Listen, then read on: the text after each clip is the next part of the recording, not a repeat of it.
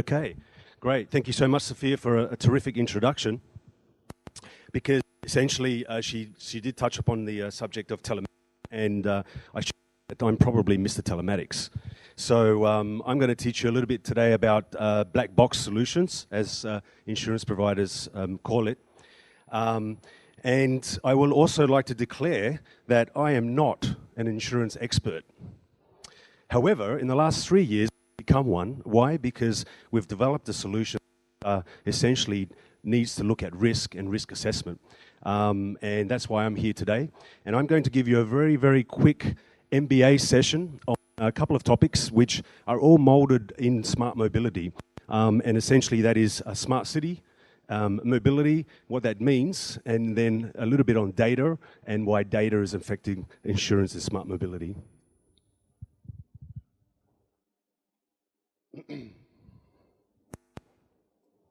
Okay, so I think first up I'd like to just highlight and perhaps share with you why I called the presentation a marriage of IoT, transit and insurance. Essentially that's because I am the love child of Uber and Tesla. So just keep that in the back of your mind as I go through the presentation.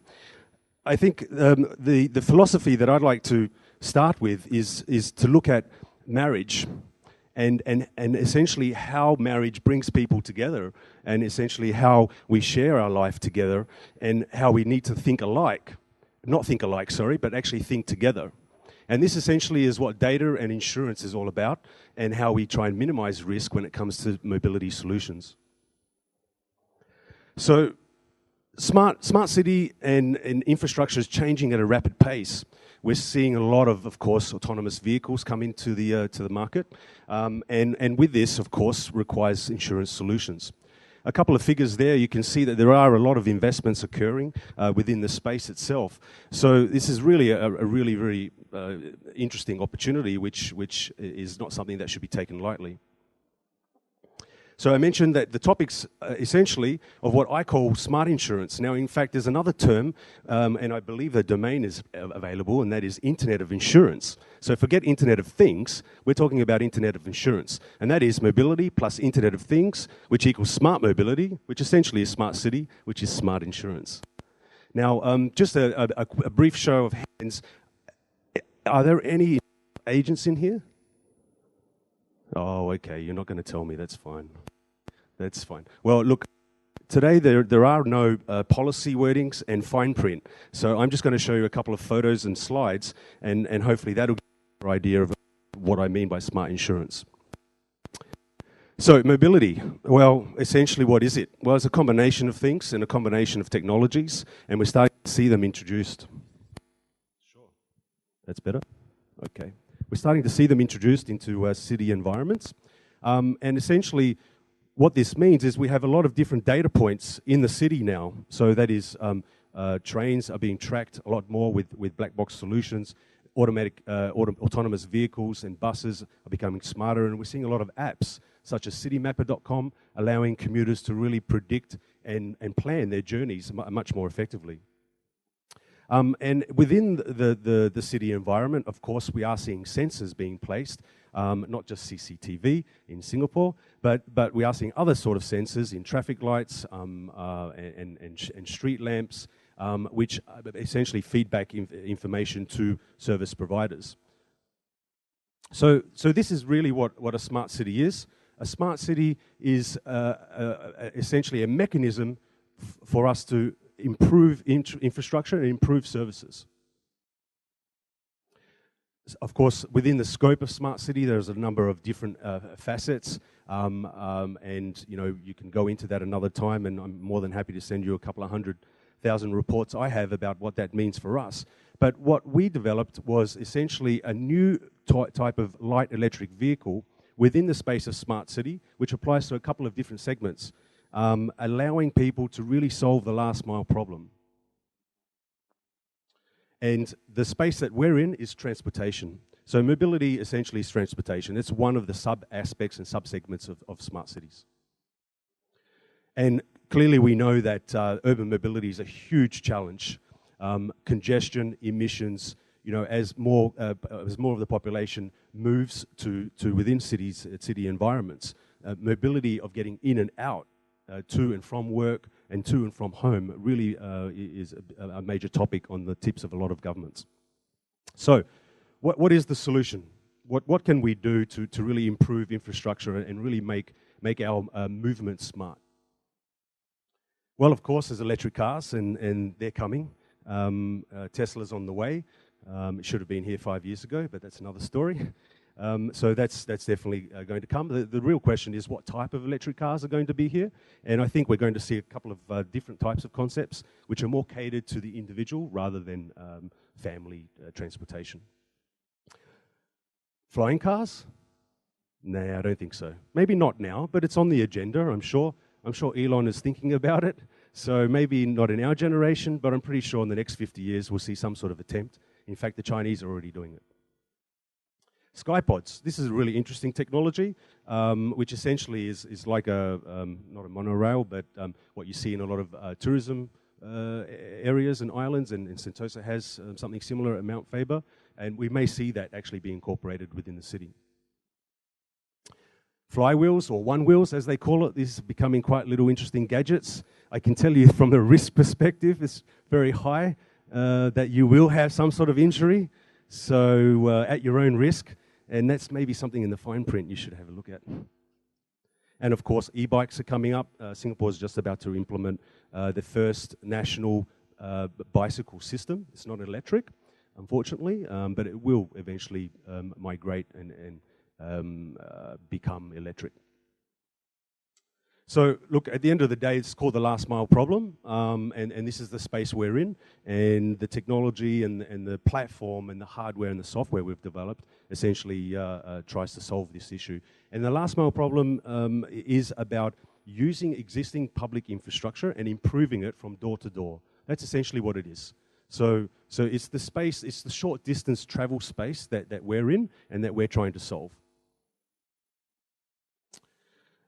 And of course, within that last mile infrastructure, you've got other solutions such as Segway, which really never took off in terms of public use. It's more of a tourist service. And within that, of course, I mentioned bike sharing. Car sharing is a big factor as well. And this is a very interesting area for insurance underwriters and companies in general, because they have absolutely no idea what they're talking about. And even just how car sharing works, and really it's quite a simple concept. And welcome to Grace. This is one of our first staff members, and I should say testers, and she's probably not in the best attire for, let's call it, mobility testing, but I can assure you we've got 3 wheels, so our particular product is really safe. However, at speeds, of course, risk always increases. This is called the e-floater, and within the e-floater itself, I have a prototype here, and unfortunately it's one of our earlier prototypes, so it's not the best looking sexy thing. But number 6, we're up to number 13, by the way. We're about to finish series production. So, and within the actual e-floater itself, there sits a little electronic chip, which is the hardware, and the black box, as people are calling it, essentially feeds back information to our platform. As an operator, and lots of different types of sensors, such as speed, GPS location, alarms, battery status, etc. So the information we're collecting on the users and the potential users is going to be really, really interesting. And like Sophia mentioned, this is the information that underwriters can use, if they know how to use it and analyze it, to decrease risk and exposure. So essentially, that's what we're doing. Smart mobility is about transforming the way we travel and using both hardware and software, so existing smartphones, for example, and then looking at the data and then figuring out what the data means. Now, this is a whole new topic within mobility itself. Actually, everyone is collecting information, but no one really knows what it is.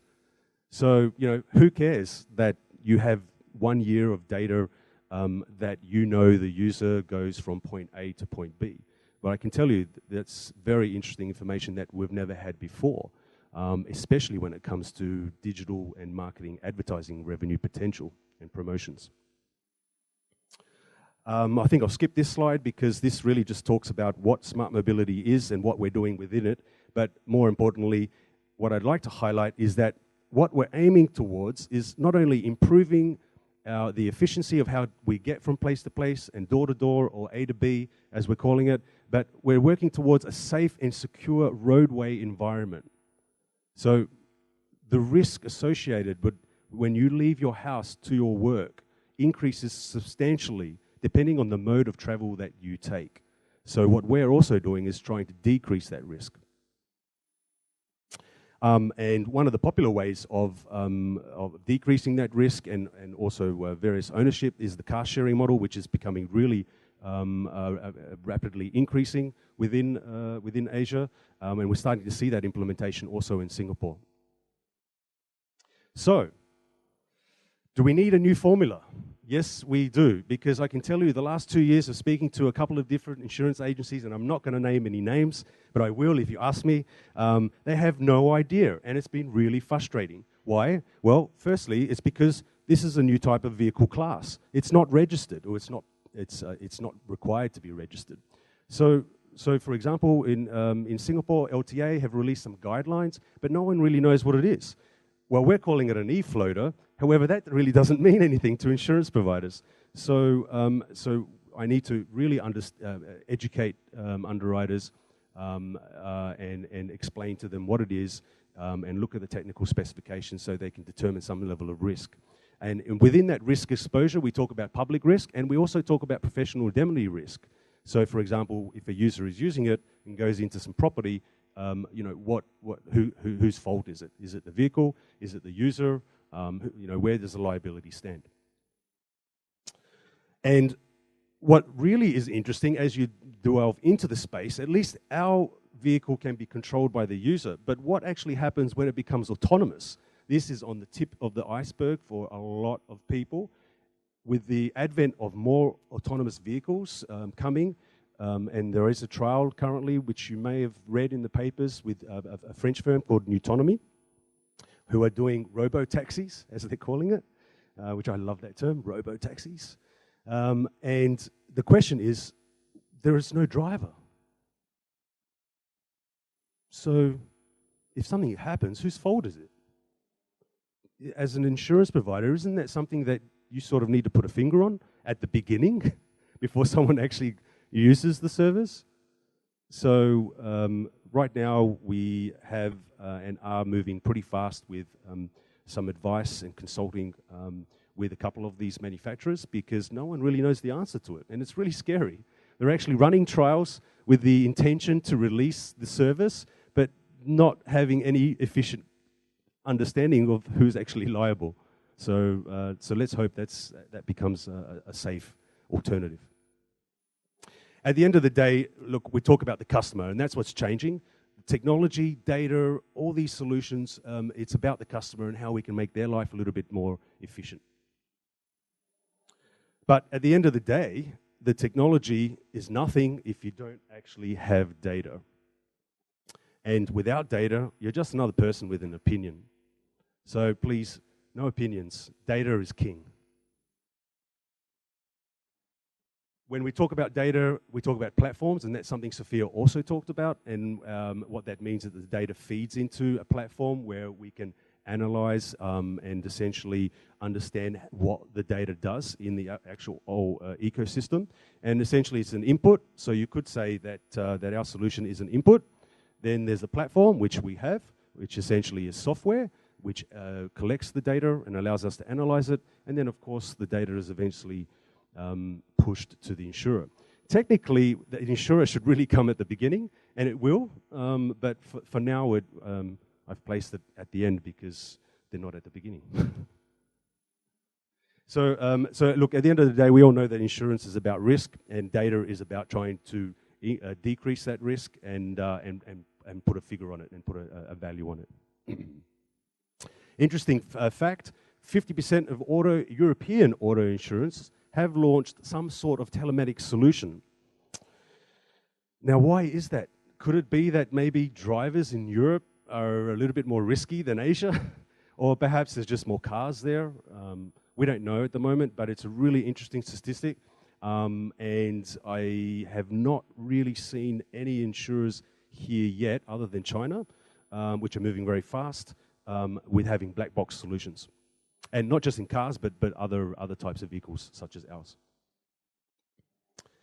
Yeah, this is a complicated slide. Let's skip that one. So there is a new company called Zubi, which have the black box, and that's being fitted in, I believe they have a collaboration with Tesla. They've just changed suppliers, and we're starting to see more of those black box solutions implemented. So yeah, at the end of the day, you know, liability, insurance, data, IoT, all these technologies are really starting to change the business model. We're no longer purchasing cars with cash. You know, is it necessary? Because we know we have car sharing. So especially in urban environments, a lot of questions, old age questions from my younger generation, and I'm not that old, but I used to buy cars with cash.